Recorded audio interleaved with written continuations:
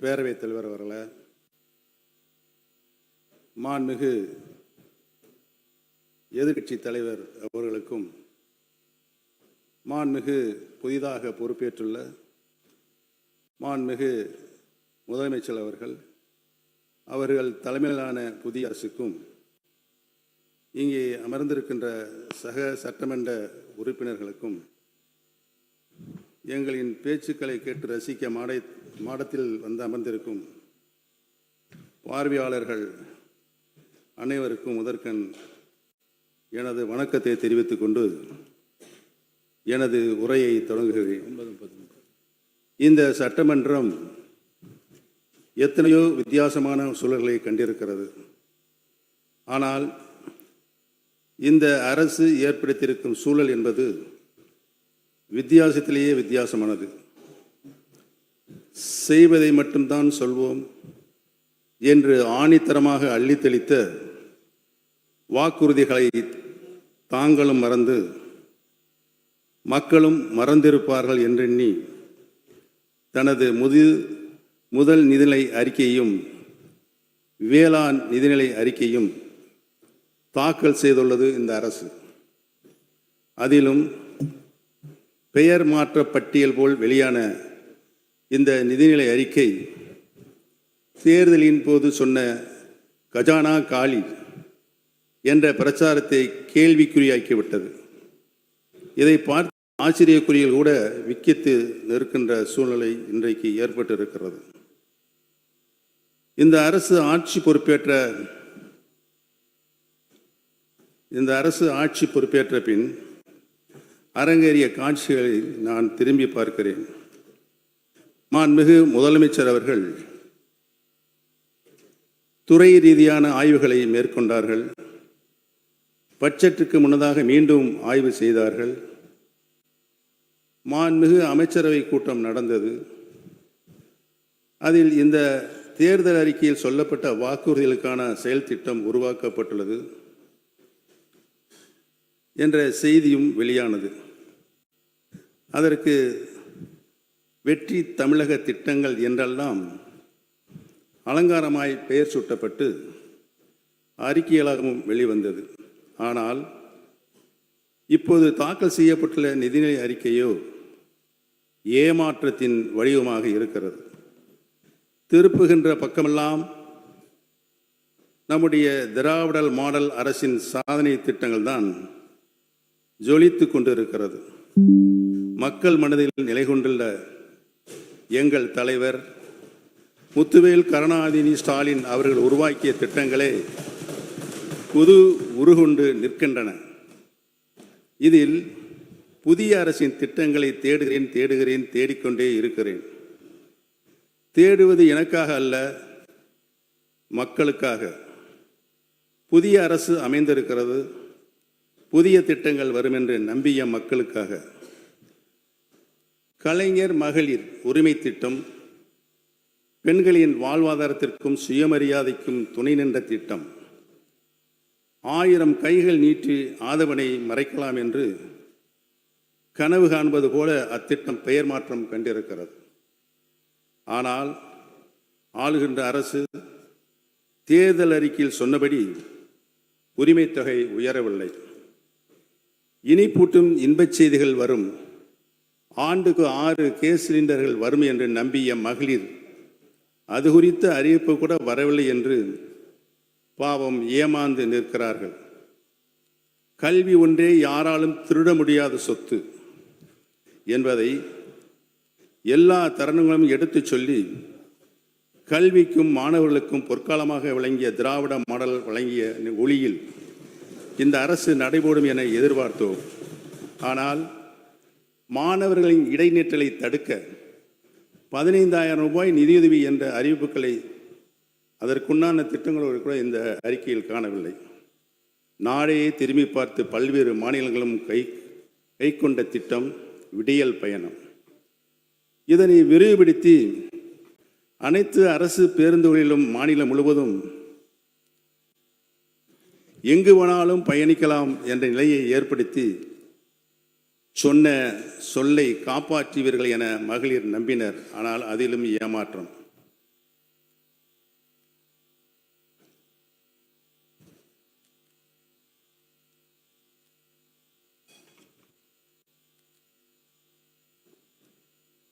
இந்த பேரவையில் நான் ஒழித்துக் கொண்டிருக்கிறேன். செய்யாமல் விட்டுவிட்டதை சுட்டி காட்டுகிறேன். மாண்புமிகு பேரவைத் தலைவர்களே, நல்லதும் மாற்றம்தான், கெட்டதும் மாற்றம்தான். எதிர்பார்த்து வாக்களித்த தமிழ்நாட்டு மக்களுக்கு கிடைத்துள்ளதோ பெருத்த ஏமாற்றம்தான். மொத்தத்தில் முதல் நிதிநிலை அறிக்கை. அவை முன்னவர். மாண்பு பேரவைத் தலைவர் அவர்களே, நிதியமைச்சராக இருந்து பணியாற்றியவர். ஒரு அரசு தேர்தல் நேரத்தில் அறிவிக்கின்ற திட்டங்கள் அனைத்தும் 5 ஆண்டு இறுதி வரையிலும் அதற்காக என்னென்ன திட்டங்களை நாம் நிறைவேற்ற வேண்டுமோ அதை நிறைவேற்றுவோம். நீங்கள் சொல்வதைப் போல 3 மாத காலத்தில் ஒரு சரித்திரம் படைக்க இயலாது. நீங்கள் அப்படி சரித்திரம் படைத்தால் நீங்கள் சொல்லுங்கள்.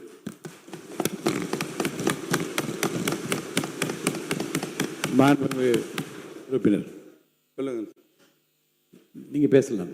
மாண்புமிகு பேரவைத் தலைவர் அவர்களே, மாண்புமிகு அமைச்சர் அண்ணன் செங்கோட்டையன் அவர்கள் நன்றாகவே தெரியும் அனைவருக்கும்.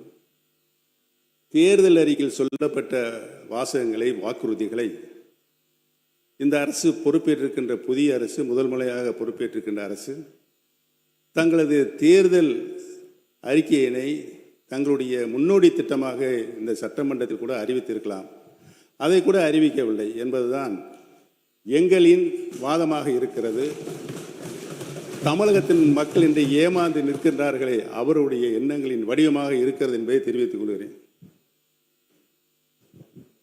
இந்த நிதிநிலை அறிக்கை என்பது முதல் பேரவைத் தலைவர் அவர்களே, தமிழகமே பாராட்டி கொண்டிருக்கிற ஒரு தூய ஆட்சியை பற்றி ஏமாற்றத்தை உருவாக்குகிற ஆட்சி என்று நீங்கள் குறிப்பிடுவது வேடிக்கையாக இருக்கிறது. நீங்கள் இடம் மாறி இருக்கிறீர்கள், பரவாயில்லை. அதற்காக இவ்வளவு துதிபாட வேண்டிய அவசியம் இல்லை.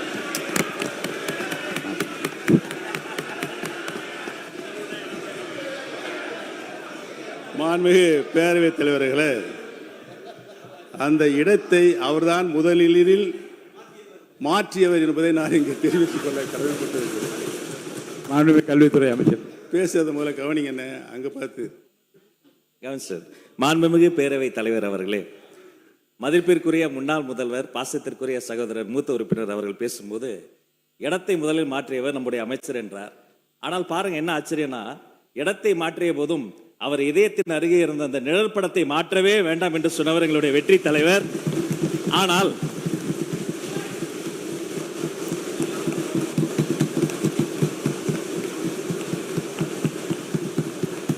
ஆனால் அண்ணனுடைய பாக்கெட்டை பார்க்கிற பொழுது இடமும் மாறி இருக்கிறது, இதயமும் மாறி இருக்கிறதோ என்று தோன்றுகிறது. பேரவைத் தலைவர் அவர்களே,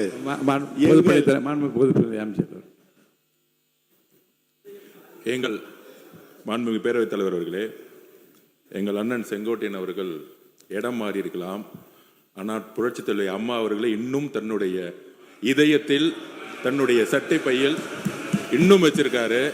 ஆனால் புரட்சித் தலைவி அம்மாவால் முதலமைச்சராக்கப்பட்டவர் இன்றைக்கு அவருடைய சட்டை பையில் யாரோட புகைப்படம் இருக்கிறது தமிழ்நாட்டு மக்களுக்கு தெரியும். அமைச்சர்களுக்கு பதில் சொல்வதற்கு நேரம் இருக்கிறது, காலம் இருக்கிறது.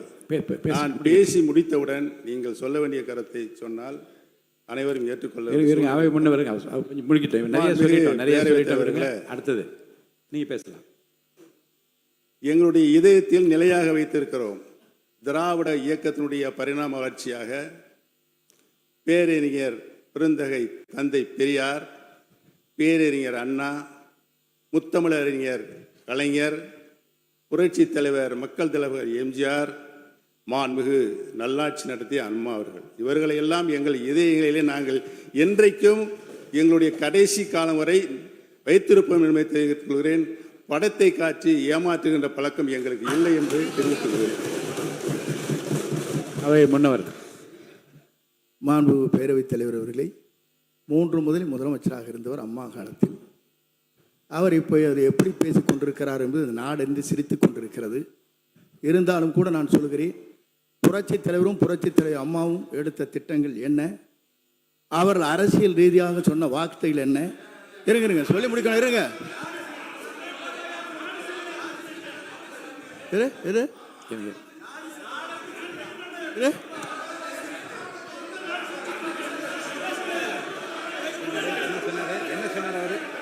சொல்லி இருங்க, அமைதியா இருங்க. முடிக்கிறேன். இல்ல உட்காருங்க, சொல்லிடுறேன். ஏனுங்க, நான் சொல்ல முடிக்கவே விடுங்க. உட்காருங்க, உட்காருங்க, உட்காருங்க. நான் சொல்ல போறேன், முடிவு சொல்ல போறேன். உட்காருங்க. இல்லைங்க, நான் என்ன உட்காருங்க, இருங்க. அவை முன்னவர் உட்காருங்க, உட்காருங்க.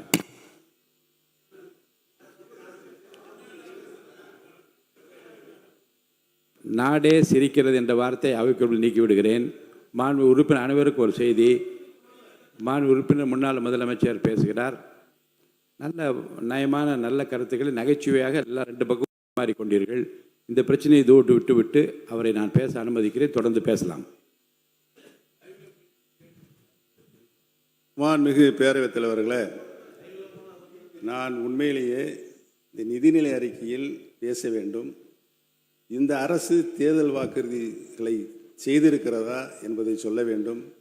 அதை நடைமுறைப்படுத்துகின்ற நிலையில் தான் அவர்கள் இருக்கிறார்களா என்பதையெல்லாம் சொல்ல வேண்டும் என்று தான் நான் வந்திருக்கிறேன். இடையில் நுழைந்து அண்ணன் செங்கோட்டையனை பற்றி எனக்கு நன்றாகவே தெரியும். சொல்லித்தாரில் முடிஞ்சு வச்சு அதை நான் ட்ரா பண்ணிக்கிறேன். ஆனால் தயவு கூர்ந்து என்னுடைய கருத்துக்களை நீங்கள் உன்னிப்பாக கவனிக்க வேண்டும். என்னோடு நீங்களும் உங்களோடு நானும் பயணித்திருக்கின்றோம். நான் எப்படிப்பட்டவன் என்று உங்களுக்கு 100% நன்றாகவே தெரியும். என்னுடைய உறுதிப்பாடு உங்களுக்கு நன்றாக தெரியும். எந்த நிலையும் நான் மாற மாட்டேன். என்னுடைய நிலை திராவிட இயக்கத்தினுடைய பரிணாம வளர்ச்சியாக தான் சுற்றி சுற்றி வந்து கொண்டிருக்கும். நன்றாக தெரிந்து கொள்கிறோம். பேரறிஞர் அண்ணா அவர்கள் இருந்து இன்று வரை இந்த மன்றத்தில் நான் ஒன்றை மட்டும் சொல்லிக் கொள்கிறேன். இந்த மன்றத்தில் நான் சட்டமன்ற உறுப்பினராக நின்று கொண்டிருப்பதற்கு காரணம் திராவிட இயக்கத்தின் பரிணாம வளர்ச்சியாக இன்றைக்கு வீட்டிருக்கின்ற கடந்த 5 ஆண்டு காலம் தமிழகத்தின் உரிமைகளை என்னாலும் நான் விட்டுக் கொடுக்க மாட்டேன் என்ற ஆட்சியிலும் கட்சியிலும் தொடர்ந்து போராடி கொண்டிருக்கின்ற முன்னாள் முதலமைச்சர் கழக தலைவர் அவர்களுக்கு நான் நன்றி சொல்வதற்காகத்தான் என்னுடைய இந்த இதயத்தில் இருக்கின்ற பாயிண்டில் இந்த படத்தை வைத்திருக்கிறேன் என்பதை நான் தெரிவித்துக் கொள்ள கடமைப்பட்டிருக்கிறேன். இதுக்கு முன்னாடி அந்த போராட்டம் சட்ட போராட்டம் உங்களுக்கு நன்றாக தெரியும். இங்கே பாருங்க, நானே என்னே பாருங்க. மாணவ உறுப்பினர் என்ன பர்சனலாக உள்ள வேண்டாம், தயவுசெய்து என்னை பார்த்து கருத்து மட்டும் நீங்கள் சொல்லுங்க. நான் அலோவ் பண்ணுறவங்கள அமைச்சர்கள் படத்தை வைத்திருக்கிறீர்கள் என்று கேட்பதெல்லாம் தவறு இல்லை. நீங்கள் இல்லை தவறு இல்லை. அது அதை யதார்த்தமாக எடுத்துக்கொண்டு நீங்களும் சொன்னீர்கள், அவர்களும் சொன்னார்கள். அதோடு அந்த பிரச்சனை முடிந்து விட்டது. உட்காருங்க. ஆமாம், என்னை பொறுத்தவரையிலும் உங்கள் படத்தை பற்றி நான் பேசவில்லை. நீங்கள் பேசியிருப்பதான் கொச்சையாக இருக்கிறது. நான் ஒன்று சொல்ல வேண்டும் என்று சொன்னால், படத்தை வைத்துக்கொண்டு ஏமாற்றாதீர்கள் என்று சொல்வது வேடிக்கையாக இருக்கிறது. நீங்கள் இல்லை வேடிக்கையாக இருக்கிறது. இல்லை நீ கேட்கணும், இருங்க. இல்லை அதை சொல்ல எப்படி இருக்க முடியும்? நான் எங்கே ஏமாத்துறேன், அப்புறம் அவர் ஏமாத்துறேன் நடத்துமா? மாண்பு அவை முன்னவர் பர்சனலாக விடுங்க. ஆமாம், இல்லை இருங்க. பாருங்க, இரு பக்கம் சொல்லப்பட்ட கருத்துக்களை நகைச்சுவையாகவும் நயமான கருத்துக்களாகவும் அவை எடுத்து அதோட விட்டுருங்க. அது போதும், அது கூட போதும்.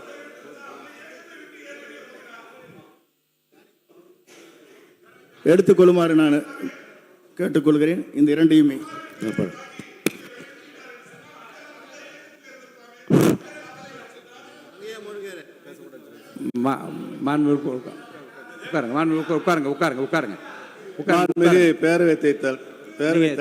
தொடர்ந்து பேசுங்க. நீங்க இந்த முதல் ஏமாற்றத்தை எங்களுக்கு ஏன் தந்தீர்கள் என்று இந்த அரசை பார்த்து மகளிரும் புலம்புகிறார்கள், இளைஞரும் புலம்புகின்றனர். அவர்களை பார்த்து கண்ணீரோடு நிற்கும் விவசாயிகள் தனது ஏமாற்றத்தை வாய்விட்டு சொல்ல முடியாமல் தவித்துக் கொண்டிருக்கிறார்கள். எப்படி சொல்வார்கள்? பாவம், காவிரி காய்ந்து கிடக்கிறது, மேகதாது அணை கட்டியே தீரும் என கர்நாடகம் ஒற்றை காலில் நிற்கிறது. இதற்கெல்லாம் தீர்வு காண வேண்டிய அரசோ பயிர்க்கடன் தள்ளுபடியிலும் சொன்னதை செய்யாமல் ஏமாற்றத்தை வழங்கி இருக்கிறது. போதாக்குறைக்கு நெல் டன்னுக்கு 3500 ரூபாய் மொத்தமாகவும், கரும்புக்கு 4500 ரூபாய் குறைந்தபட்ச ஆதார விலை கிடைக்கும் என்று நம்பி ஏமாந்த நிலையில் தங்களது ஏமாற்றங்களை சொல்ல வார்த்தைகளின்றி விவசாயிகள் இன்றைக்கு கண்ணீர் வெடித்து அழுகின்றனர். காக்கி சட்டை அணிந்த சகோதரர்கள் காவலர்களோ தங்களது அடிப்படை சம்பளம் மாதம் 18,200 ரூபாயிலிருந்து 25,000 ரூபாயாக உயரும் என்று நம்பி ஏமாந்து நிற்கின்றனர். பட்ஜெட் பக்கங்களை எல்லாம் புரட்டி புரட்டி தேடினாலும் பழைய ஓய்வூதிய திட்டத்தை செயல்படுத்துவதற்கான நடவடிக்கைகளை காணவில்லை என நமது இந்த அரசுக்கு அச்சாணியாக விளங்கிக் கொண்டிருக்கின்ற அரசு ஊழியர்கள் ஏமாந்து நிற்கின்றனர். 5 ஆண்டுகள் பணிமுடித்த செவிலியர்கள், தற்காலிக ஆசிரியர்கள் பணி நிரந்தரம் செய்யப்படும் என நம்பினர். ஆனால் அதற்கான எந்த அறிவிப்பும் வந்து சேராதால் அவர்களும் ஏமாந்து நிற்கின்றனர்.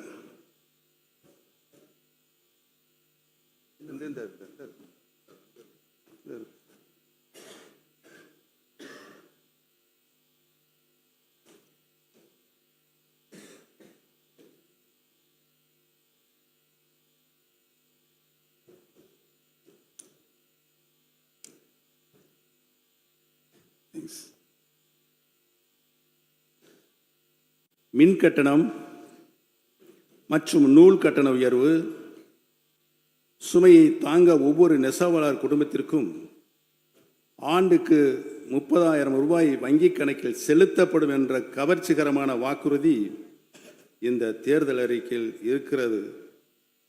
தேர்தல் முடிந்தும் ஆட்சி பொறுப்புக்கு வந்த பிறகும் இன்னும் அந்த தேர்தல் அறிக்கையிலேயே தூங்கிக் கொண்டு இருக்கிறதே என நெசவாளர்களுக்கும் தங்கள் ஏமாற்றத்தை சொல்ல வழியின்றி விழிபிதுங்கி நிற்கின்றனர். இத்தகைய ஏமாற்றங்களை இந்த நிதிநிலை அறிக்கை தந்துவிட்டதே என்றெண்ணி வேதனைப்படும்படிதான் நிதிநிலை அறிக்கையும் வேளாண் நிதிநிலை அறிக்கையும் இருக்கிறது. மாண்புமிகு பேரவைத் தலைவர் அவர்களே, மாநிலத்தை திராவிட மாடல் அரசு கடனில் ஆழ்த்திவிட்டு போய்விட்டதாக மேடைதோறும் குற்றம் சாட்டி பிரச்சாரம் மேற்கொள்ளப்பட்டது. இன்றைக்கு புதிய அரசின் நிதித்துறை செயலாளர் என்ன சொல்கிறார்? கடன் வாங்காமல் அடுத்த 50 ஆண்டுகளுக்கு யாரும் ஆட்சி செய்ய முடியாது என்கின்றார். நான் ஏன் இதை குறிப்பிடுகிறேன் என்று சொன்னால், தேர்தல் பிரச்சார மேடைகளில் சாட்டிய குற்றச்சாட்டு முதல் நிதிநிலை அறிக்கையிலேயே தவறானது என்பது மாண்புமிகு முதலமைச்சருக்கு இந்நேரம் தெரிய வந்திருக்கும் என்று நான் நினைக்கிறேன். இப்போது புதிய அரசின் முதல் திருத்தப்பட்ட நிதிநிலை அறிக்கை 2026-2027 உள்ள கடன் 10,00,000 கோடியே 71,770.34 கோடி ரூபாய். அதாவது 10,00,000 கோடியே 71,770,770.34 கோடி ரூபாய். அதாவது மாநில மொத்த உள்நாட்டு உற்பத்தி மதிப்பில் நிலுவையில் உள்ள மொத்த கடன் விகிதம் 26.12%. புதிய அரசு பொறுப்பேற்றும் 93 நாட்கள் ஆகிறது. இந்த திருத்தப்பட்ட நிதிநிலை அறிக்கையில் சொல்லப்பட்டுள்ள கடன் 10,00,000 கோடியே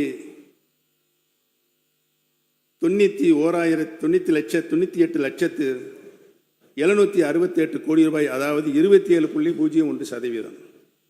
நான் ஏன் இதை சொல்கிறேன் என்றால், ஒரு அரசு கடன் வாங்காமல் இருக்க முடியாது.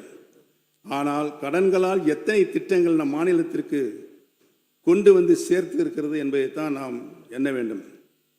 எப்படி பொருளாதார வளர்ச்சிக்கு இந்த கடன் துணை நின்றது என்பதைத்தான் நாம் பார்க்க வேண்டுமே தவிர, வீணாக கடன் வாங்கிவிட்டார்கள் என்று கூறி ஒரு பொறுப்பான நிதி மேலாண்மையை செய்த எங்கள் முன்னாள் முதலமைச்சர் தளபதி மு.க. ஸ்டாலின் அவர்களை குறை சொல்லக்கூடாது என்பதற்காகத்தான் இதை சுட்டிக்காட்டுகிறேன்.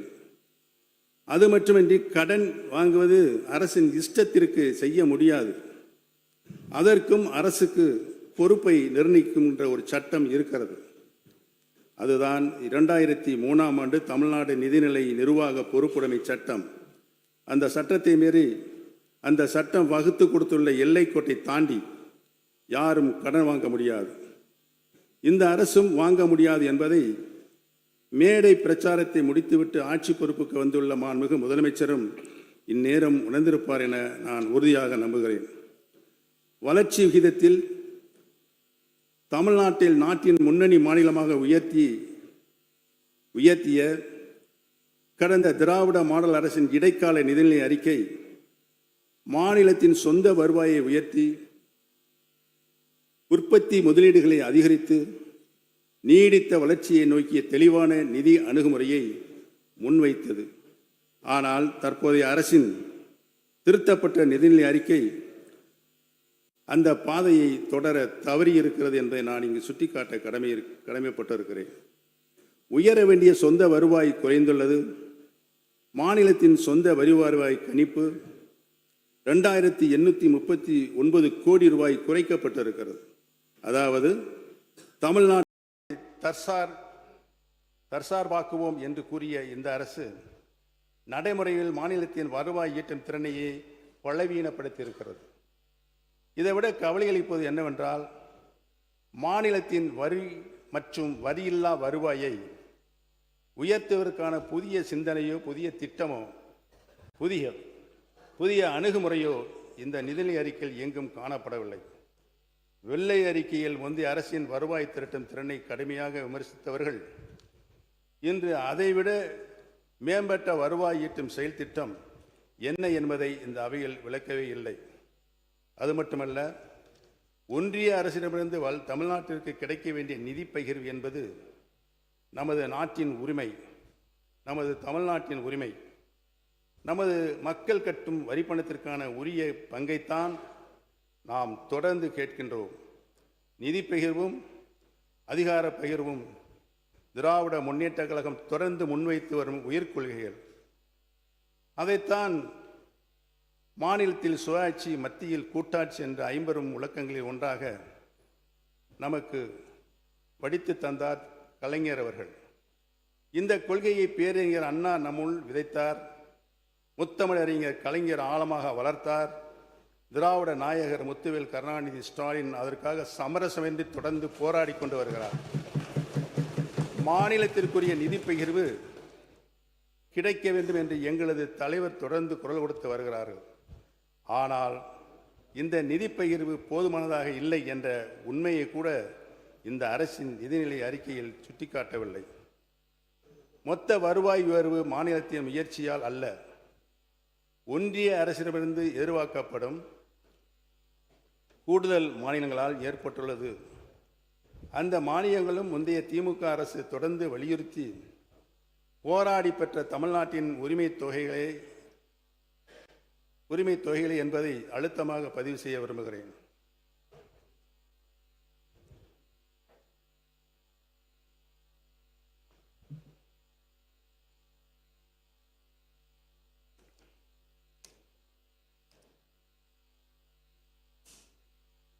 இந்த நிதிநிலை அறிக்கையின் வருவாய் மதிப்பீடுகள் கூட நம்பகத்தன்மை குறித்த கேள்விகள் எழுகின்றன.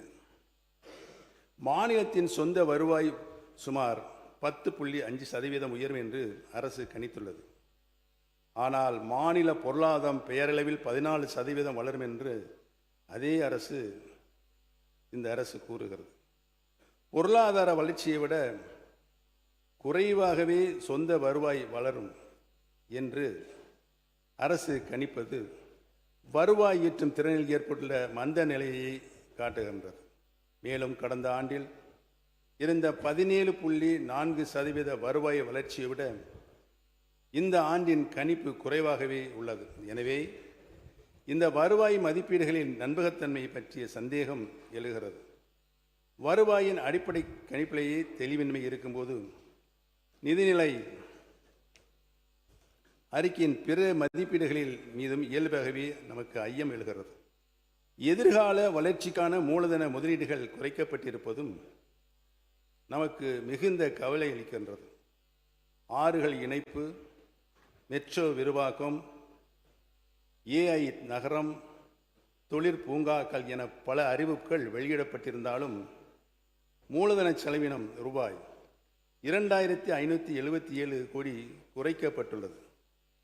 அறிவிப்புகள் அதிகம், ஆனால் செயலாக்கத்திற்கான முதலீடு குறைவு என்பதே இந்த நிதிநிலை அறிக்கையுடைய உண்மை முகம்.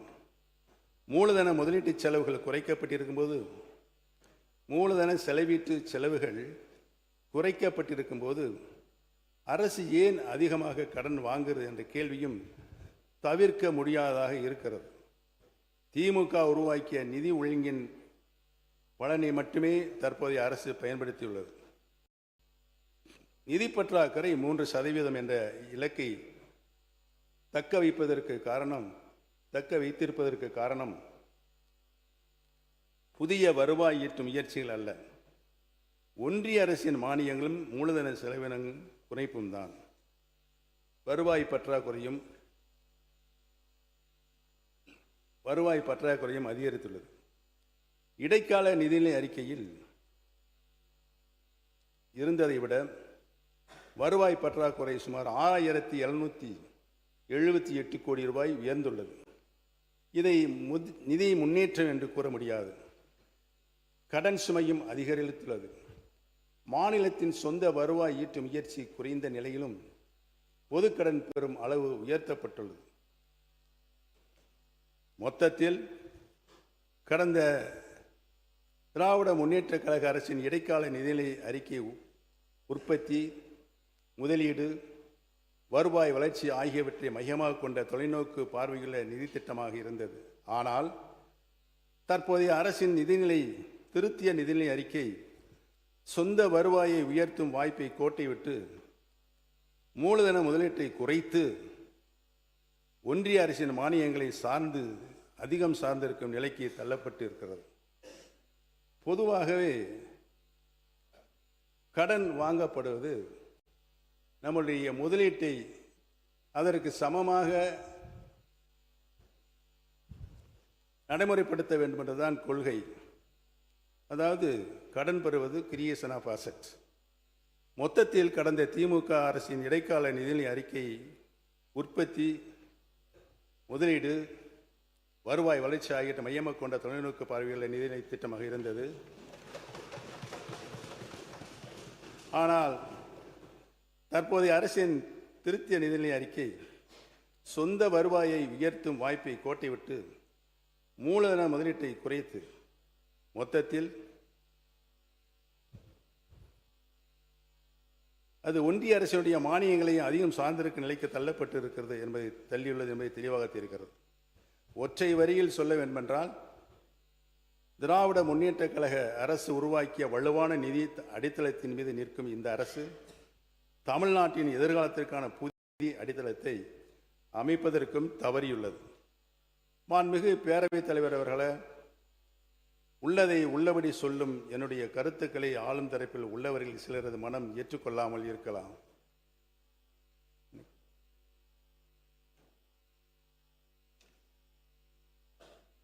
பலரது மனம் ஏற்றுக்கொண்டாலும் அதை வெளிப்படுத்த தயங்கலாம். இருக்கிறது.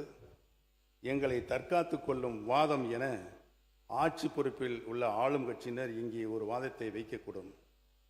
நாங்கள் வந்து 100 நாட்கள் கூட ஆகவில்லையே என்று அவர்கள் சொல்லக்கூடும்.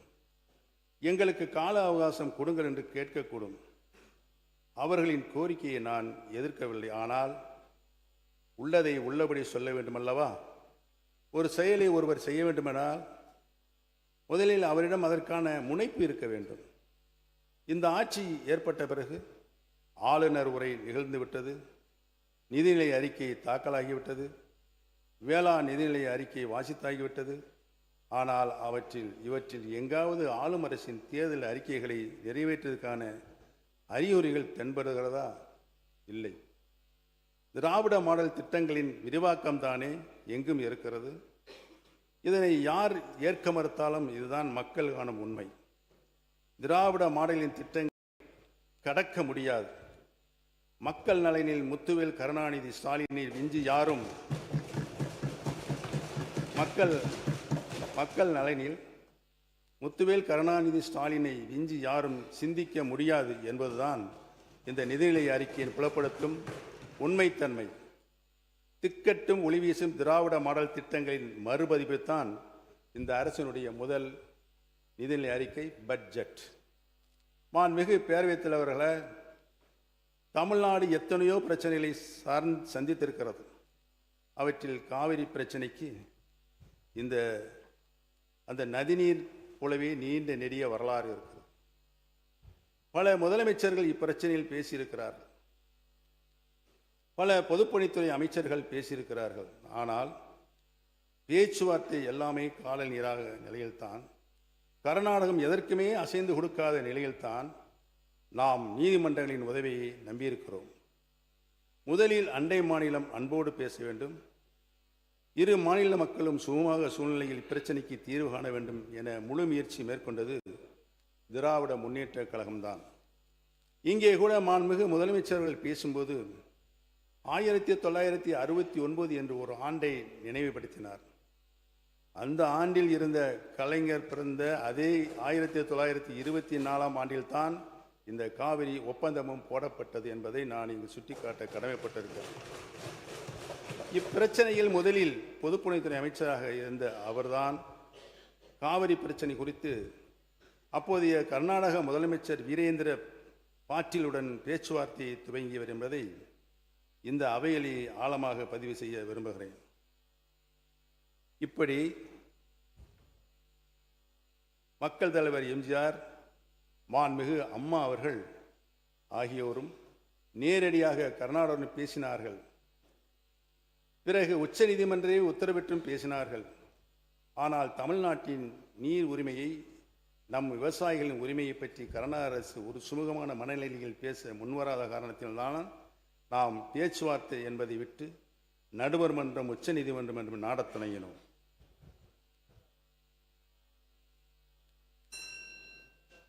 மாண்புமிகு உறுப்பினர் குறுக்கீடுகளை தவிர்த்து ஏறத்தாழ 27 நிமிடங்கள் நீங்கள் பேசிக்கொண்டிருக்கிறீர்கள். நிதிநிலை அறிக்கை ஒரு 250 பக்கம் படித்தார், வேளாண் அமைச்சர் அவர் 150 பக்கத்து படித்தார். அதுக்கு நிகராக நீங்கள் நிறைய தயார் செய்து கொண்டு வந்திருக்கின்றீர்கள்.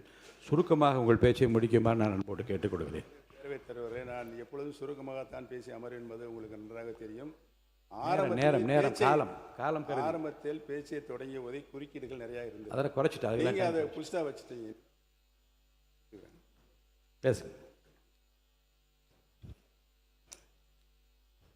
இந்த பிரச்சனையில் அதில் தமிழ்நாடு வெற்றி கண்டு இருக்கிறது. கொஞ்சம் ஸ்பீடாக போனால் மாண்புமிகு பேரவைத் தலைவர்கள் ஸ்பீட் பிரேக் போடுறீங்க, கொஞ்சம் பார்த்துங்க. இடைக்கால தீர்ப்பையும் பெற்றோம், அதை செயல்படுத்த பிரதமர் தலைமையிலான ஆணையத்தையும் பெற்றோம். பிறகு நடுவர் மன்றத்தின் இறுதி தீர்ப்பையும் நாம் பெற்றோம். அதை உச்ச நீதிமன்றமே உறுதி செய்தது. அதற்கு உச்ச நீதிமன்றத்தினுடைய இறுதி தீர்ப்புக்கும் அரசாணையும் பெற்றோம். தீர்ப்பை செயல்படுத்த ஒரு திட்டத்தையும் பெற்றோம். அத்திட்டத்தின்படி தண்ணீர் திறந்துவிட ஒரு அமைப்பையும் நாம் பெற்றோம். அப்படி பெறப்பட்ட அமைப்பு தான் தற்போது இருக்கின்ற காவிரி மேலாண்மை ஆணையம், அன்று காவிரி மற்றும் காவிரி நீர் ஒழுங்காற்று குழு. இப்போது நம்மிடம் இருக்கும் காவிரி உரிமை சட்டப்படியான உச்ச நீதிமன்றத்தால் இறுதியும் செய்யப்பட்ட உரிமை. நானும் பொதுப்பணித்துறை அமைச்சராக, முதலமைச்சராக இருந்து காவிரி பிரச்சனையில் தொடர் நடவடிக்கைகள் எடுத்தவன் என்ற முறையில் இதனை நான் உறுதியாக சொல்கிறேன். சட்டப்படி கிடைத்த உரிமையை நாம் இனியும் பேச்சுவார்த்தை என்ற ரீதியில் கோட்டிவிடக்கூடாது. மாண்புமிகு முதலமைச்சர் அவர்கள் கூட பகை நாடுகளே பேசுகின்றன, நாம் பேசினால் என்ன என்றார். தமிழ்நாடு எப்போதுமே கர்நாடக மாநிலத்தை பகை மாநிலமாக கருதியதில்லை. அவர்களும் நம்மை போல்தான் இருப்பார்கள் என்று நம்பியிருந்தோம். ஆனால் அந்த நம்பிக்கையை உச்ச நீதிமன்றம் எதிர் தீர்ப்பை அளிக்கும் வரையில் மட்டுமல்ல, அதன் பிறகும் கூட அம்மாநிலம் நமக்கு அளிக்கவில்லை. எனவேதான் பேச்சுவார்த்தை என்ற அத்தியாயம் ஏற்கனவே உச்ச நீதிமன்ற இறுதி தீர்ப்பால் முடித்து வைக்கப்பட்டு விட்டது என்பதைத்தான் இந்த மாமன்றத்தில் பதிவு செய்ய விரும்புகிறேன். இனி காவிரி மேலாண்மை ஆணையம் சொல்வதை இரு மாநில நல்லுறவுகள் அடிப்படையில் கர்நாடகம் கேட்க வேண்டும் என தமிழ்நாட்டு விவசாயிகளும் எதிர்பார்க்கிறார்கள். இங்கு இருக்கும் ஆளுங்கட்சியும் எதிர்வரிசையில் உள்ள பிரதான எதிர்க்கட்சி உட்பட்ட அனைத்து கட்சிகளும் கருதுகின்றன. இந்த சூழ்நிலையில் பேச்சுவார்த்தை என புறப்படுவது நமக்குள்ள காவிரி நதிநீர் உரிமையை மீண்டும் பேச்சுவார்த்தை வரம்பிற்குள் கொண்டு வருவதாகும். அது நம் விவசாயிகளுக்கும் நல்லதில்லை, நாம் பெற்ற உரிமைகளுக்கும் நல்லதில்லை என்பதை நான் தெரிவித்துக் கொள்கிறேன். மாண்புமிகு பேரவைத் தலைவர் அவர்களே, காவிரி நீர் போல இன்னொரு அச்சுறுத்தல் மேகதாது அணை. இந்த அணையை கட்ட இதுவரை ஒன்றிய அரசு அனுமதி கொடுக்கவில்லை. இங்கே ஆட்சி பொறுப்பில் இருந்த திராவிட முன்னேற்ற கழகமாக இருந்தாலும்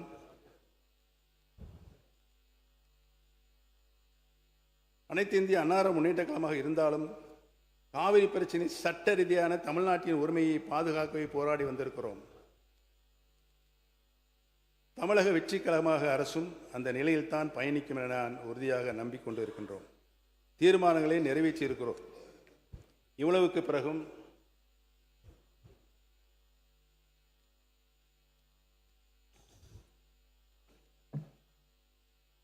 இவ்வளவுக்கு பிறகு கர்நாடக மாநில மேகதாது அணை கட்ட விரிவான திட்ட அறிக்கையை தயாரிக்கலாம் என 2018 ஒன்றிய நீர்வளத்துறை ஆணையம் அனுமதி அளித்தது.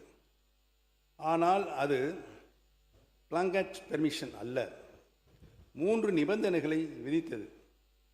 22/11/2018 கடிதத்தை எடுத்து படித்து பார்த்தால் உங்களுக்கு எல்லாம் தெரியும். முதல் நிபந்தனை, தமிழ்நாடு அரசின் நிபந்தனைகளை டிபிஆர் தயாரிக்கும் போது பரிசீலனையில் கர்நாடகம் எடுத்துக்கொள்ள வேண்டும். அதாவது தமிழ்நாடு அரசின் நிபந்தனைகளை டிபிஆர் தயாரிக்கும் போது, அதாவது கர்நாடக மலை டிபிஆர் தயாரிக்கும் போது பரிசீலனையில் கர்நாடகம் எடுத்துக்கொள்ள வேண்டும். இரண்டாவது நிபந்தனை, மத்திய மின்சார வாரியம் சம்பந்தப்பட்ட மாநிலத்தில் உள்ள காவிரி மேலாண்மை ஆணைய அலகு ஆகியவற்றுடன் கலந்து ஆலோசித்து இந்த டிபிஆர் தயாரிக்க வேண்டும். மூன்றாவது நிபந்தனை, இப்படி கர்நாடகம் தயாரிக்கும் விரிவான திட்ட அறிக்கையை பரிசீலனை செய்வதற்கு காவிரி மேலாண்மை ஆணையத்தின் ஒப்புதல் முக்கியம். அதாவது இந்த ஒப்புதல் ப்ரீ ரிக்வெஸ்ட், முன்கூட்டியே தேவை என்று தெளிவுபடுத்தப்பட்டுள்ளது. நிபந்தனையுடன் டிபிஆர் தயாரிக்க அனுமதி வழங்கப்பட்டுள்ளதாலும் ஒன்றிய நீர்வளத்துறை ஆணையம் ஒரு எக்ஸ்பர்ட் பாடி என்பதாலும் இப்போதைக்கு உச்சநீதிமன்றம் தலையிட விரும்பலை என கூறியது. அது மட்டுமின்றி, அதாவது இந்த உச்சநீதிமன்றம் தலையிட விரும்பவில்லை என்று கூறியதற்கு காரணம், அது இந்த நிபந்தனைகளை கர்நாடக அரசு பூர்த்தி செய்யவில்லை என்பதுதான் உண்மைத்தன்மை. அது மட்டுமின்றி, இந்த நிபந்தனைகளை மீறி மேகதாது அணை கட்ட டிபிஆர் தயாரிக்கப்பட்டால் parties would be at liberty to take such steps as permissible in law என்ற ஒரு ரைடர் உடன் தான் நீதிமன்றம் தமிழ்நாட்டின் கோரிக்கையின் மீது டைரக்ஷன் கொடுக்க மறுத்துள்ளதை தவிர தமிழ்நாடு சார்பில் சரியான முகாந்திரங்களை வைத்து வாதாடவில்லை என்றோ தமிழ்நாட்டின் கோரிக்கையில் நியாயமில்லை என்றோ கூறவில்லை என்பதை நான் இங்கு சுட்டிக்காட்ட கடமைப்பட்டிருக்கிறேன். கர்நாடகம் தயாரித்த டிபிஆர் உச்சநீதிமன்ற வழிகாட்டுதல்படி இல்லை என்பதால் அதையே ஒன்றிய நீர்வளத்துறை ஆணையம் கர்நாடக அரசுக்கு திருப்பி அனுப்பியிருக்கிறது என்பதையும் தெரிவித்துக் கொள்கிறேன். திராவிட முன்னேற்ற கழக ஆட்சியில் இருந்தவரை மேகதாது அணை கட்ட விரிவான திட்ட அறிக்கை அனுமதிக்கப்படவில்லை என்பதுதான் உண்மை நிலை என்பதை இங்கு நான் பணிவோடு தெரிவித்துக் கொள்ள கடமைப்பட்டிருக்கிறேன். அதனால் தான் தேர்தலுக்கு முன்பு, அதாவது கடந்த 4/3/2026 அன்று மேகதாது அணை பிரச்சனையில் நடுவர் மன்றம் அமைக்க வேண்டும் என கோரிக்கை வைத்தோம். இந்த அரசு கொண்டு வந்த தீர்மானத்திலும் அதை திருத்தமாக மாண்புமிகு எதிர்க்கட்சி தலைவர் அவர்கள் அளித்து அதுவும் ஏற்றுக்கொள்ளப்பட்டு ஒருமனதாக நிறைவேற்றப்பட்டிருக்கிறது. ஆகவே மேகதாது அணை தொடர்பாக தமிழ்நாடு அரசின் மனு தள்ளுபடி செய்யப்பட்டு விட்டது என்றெல்லாம் பேசி கர்நாடக அரசின் கருத்தை வலுப்படுத்த வேண்டாம் என நான் அன்போடு கேட்டுக்கொள்ள கடமைப்பட்டிருக்கிறேன். எப்போது கர்நாடக அரசு டிபிஆர் தயாரிக்க முன்வந்தாலும் திமுக ஆட்சியில் பெறப்பட்ட உச்ச நீதிமன்ற தீர்ப்பை கடைப்பிடித்தே ஆக வேண்டும். இதுதான் சட்ட நியதி என்று கூறிக்கொள்ள கடமைப்பட்டிருக்கின்றேன். தேர்தல் ஜனநாயக வரலாற்றில் தமிழ்நாடு சட்டமன்றம் புகழ்மிக்கது. 100 ஆண்டு கண்ட சட்டமன்றத்தின் உறுப்பினராக நாம் எல்லாம் இருப்பதும் பெருமை மிக்கது. நான் இந்த அவையின் உறுப்பினராக முதலில் நுழைந்த 2001ஆம் ஆண்டிலிருந்து இன்று வரை இச்சட்டமன்ற உறுப்பினர் என்பதை நாட்டின் எந்த மூலை முடுக்கிலுக்கு போனாலும் பெருமிதத்துடன் கூறிக்கொள்ள முடிகிறது. அத்தகைய சிறப்பு வாய்ந்த சட்டமன்றத்தில், குறிப்பாக இந்த 14வது சட்டமன்றத்தின் சீனியர்களாக நாங்கள் இடம்பெற்றிருக்கிறோம் என்றால் எண்ணற்ற இளைஞர்களும் வீற்றிருப்பது நம் ஜனநாயகத்தின் இளமையை காட்டுகிறது. இளமையான ஜனநாயகம், துடிப்புமிகு ஜனநாயகமாக இருக்க, ஆரோக்கியமான விவாதத்திற்காக, கருத்துமிக்க கலந்துரையாடலுக்காக நமக்கெல்லாம் சட்டமன்ற விதிகளை தொகுத்து தந்திருக்கிறார்கள். நம்மையெல்லாம் வழிநடத்தி செல்வதற்கு தகுதியுள்ள பேரவைத் தலைவர் அவர்கள் இங்கே அமர்ந்திருக்கிறார்கள். அந்த விதிகளின் நான் இதை சொல்வதற்கு காரணம், நீங்களும் நாங்களும் ஒன்றாக பயணித்திருக்கிறோம் என்பதை நான் அறிவேன். உங்களுடைய உண்மைத்தன்மையையும் நான் அறிவேன். நீங்கள் மனச்சாட்சிப்பட செயல்படுங்கள் என்பதையும் நான் அறிவேன் என்பதை இங்கு சுட்டிக்காட்ட கடமைப்பட்டிருக்கிறேன். அந்த விதிகளிலேயே தனிப்பட்ட குற்றச்சாட்டுகளோ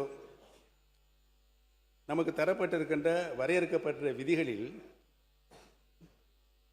தனிப்பட்ட குற்றச்சாட்டுகளோ அல்லது அவதாரண வார்த்தைகளே இருக்கக்கூடாது என்பதுதான் ஒரு விதி. நீதி விசாரணையில் இருக்கும் எப்பொருளின் மீதும் கருத்தை சொல்லவோ அல்லது அப்பொருள் குறித்து குறிப்பிடவோ கூடாது. அது விதி. பேரவைக்கு ஒவ்வாத பயன்படுத்தாத வார்த்தைகளை பயன்படுத்தக்கூடாது. அதுவும் விதி. செய்தித்தாள் அடிப்படையாக செய்தித்தாள்கள் வருகின்ற அடிப்படையாக வைத்து பேரவைத் தலைவரின் அனுமதியின்றி பேசக்கூடாது. இவை வெறும் சாம்பிள்கள். நாம் அனைவரும் சட்டமன்ற உறுப்பினராக பொறுப்பேற்ற தினத்திலேயே இச்சட்டப்பேரவையின் விதிகள் அடங்கிய புத்தகம் கொடுக்கப்பட்டிருக்கிறது. அப்படி ஒரு புத்தகம் இங்கே இளைஞர்களாக அமைந்திருக்கும் உறுப்பினர் அவைகளுக்கும் வந்து சேர்ந்திருக்கும். அந்த 292 விதிகள் கொண்ட தமிழ்நாடு சட்டமன்ற பேரவை விதிகள், அந்த விதிகள் தான் நமக்கு எல்லாம். இங்கே இருக்கும் தலைவர் பிரியப்படனே மாண்புமிகு உறுப்பினர் இந்த விதிகள்லாம் எல்லா உறுப்பினரும் படிக்க வேண்டும் என்பதை தான் சொல்லுகிறார். அவர் எனது அந்த விதிகளை அவரும் படித்துவிட்டு தான் வந்திருக்கிறார். காலம் கருதி விரைவிலே முடிக்கும்படி நான் கேட்டுக்கொள்கிறேன். நன்றி. அதன் கீழ்தான் பேரவைத் தலைவர் நம்ம எல்லாம் அதைத்தான் சொல்ல வந்தேன். அந்த விதியின் கீழ்தான் பேரவைத் தலைவர் நம்ம எல்லாம் நல்ல வழிப்படுத்தி கொண்டிருக்கிறார் என்பதனை நான் இங்கு பணியோடு தெரிவித்துக் கொள்ள கடமைப்பட்டிருக்கிறேன். ஆகவே மூத்த உறுப்பினர் என்ற முறையில் நான் சொல்லிக் கொள்வது, இது பாரம்பரியமிக்க சட்டமன்றம். அதன் பழம்பெருமையை, ஜனநாயகத்தை தாங்கி நிற்கும் அந்த தூணை ஆரோக்கியமான விதாங்கமான முன்னெடுத்து வெளியுறவுகள் புகழ் சேர்க்க நம்முடைய சட்டமன்றத்திற்கு, நம்முடைய தமிழ்நாட்டுக்கு பெருமை சேர்க்க வேண்டும் என்று உங்கள் அனைவரையும் நான் அன்போடு கேட்டுக்கொள்ள கடமைப்பட்டிருக்கிறேன். ஒன்றை மட்டும் சொல்லி வருகிறேன்.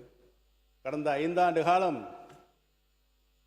ஐந்தாண்டு காலம் தமிழக மக்களுடைய அடிப்படை வசதிகளையும் தமிழ்நாட்டினுடைய பாரம்பரிய உரிமைகளையும் திராவிட இயக்கத் தலைவர்கள் நமக்கு பெற்றுத்தந்த உரிமைகளை காப்பாற்றுகின்ற ஒரே நோக்கத்தோடு தான் நாம் செல்ல வேண்டுமே தவிர வேறு எந்த நோக்கமும் நமக்கு இருக்கக்கூடாது என்பதை சொல்லி, இவ்வளவு தூரம் பொறுமையாக கேட்ட சட்டமன்ற உறுப்பினர், அமைச்சர்கள் உட்பட சட்டமன்ற உறுப்பினர்களுக்கும் மாண்புமிகு பேரவைத் தலைவருக்கும் என்னுடைய நன்றியை தெரிவித்து அமைகிறேன். நன்றி, வணக்கம். மாண்புமிகு உறுப்பினர்